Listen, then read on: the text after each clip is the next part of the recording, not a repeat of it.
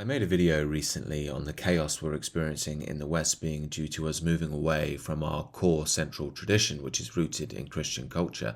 And a few commenters made the interesting point that Christianity was too weak to deal with the problems of the modern world, and also maybe even was part of the problems of the modern world because it was too quote-unquote love-centric. Now, firstly, let me say, I do sympathize with that criticism. As a Christian myself, it pains me to see the church sink so low, become so pro-LGBTQ and everything that agenda entails, as well as produce such weak and soft and frightened men. But I'd also say that ironically, that criticism is rooted in a liberal understanding of Christianity itself. Now, let me also quickly say, the point of this video isn't to convince you to adopt Christianity or get down on your knees in church.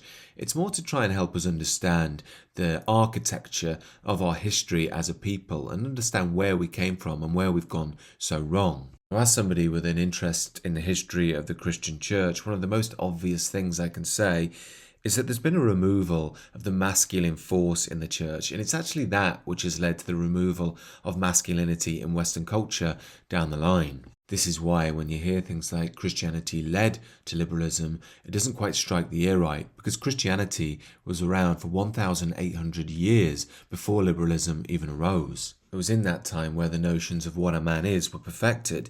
Henceforth, I would say, if you go back 200 years, what you'll find is it was the beginning of capitalist decadence. That's really what led to liberalism. It was this decadence that pulled people into materialism and the material world, another feminine trait. That's why God the Father in Christian teaching is the ultimate spirit. He is not of the world. Now, given modern man doesn't grasp this, it leads to men like Andrew Tate who've fallen into a trap. He's a highly materialistic man himself, which is exactly why he's adopted Islam.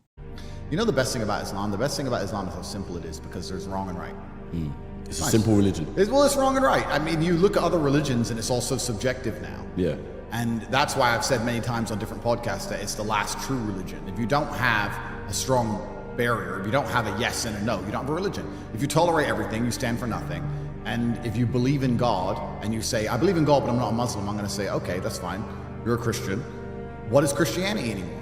What does it mean? You can go to a Christian country, and America, let's take, for example, and you'll get in more trouble for insulting George Floyd than you will for insulting Jesus Christ. Tate's criticism here isn't anything to do with Christianity itself. It's to do with the corruption of the ex-Christian world. In essence, Andrew Tate's rejection of the West is a materialistic one.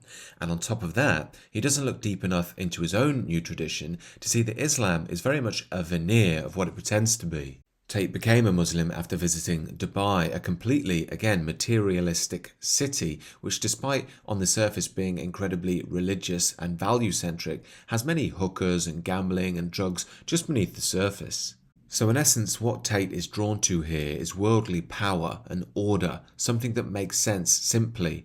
However, the Islamic world only maintains that order through complete violence. There's no will of the people to adhere to that order via their own heart. Now, at risk of you switching off and saying, shut up you great pansy, I shall soldier on, this is where the great teaching of Jesus Christ comes in.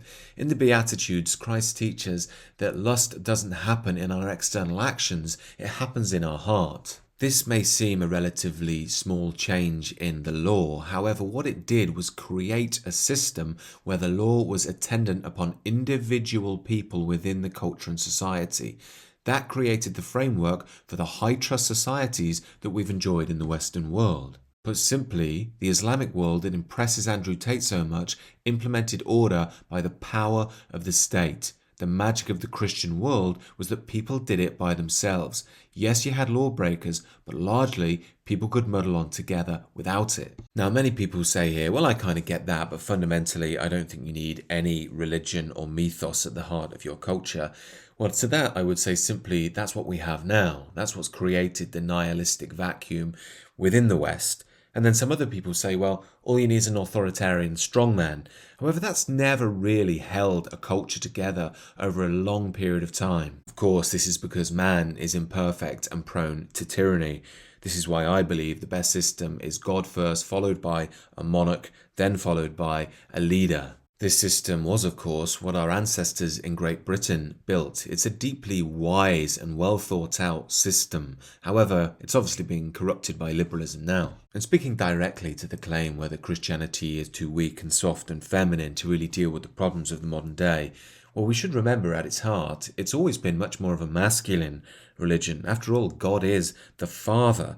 And there is the Christian line of love, which is often ignored in the modern world. Love, remember, isn't just something soppy and weak. That's a feminine interpretation, simply compassion. There's also justice, tough love, and order, which is part of love too.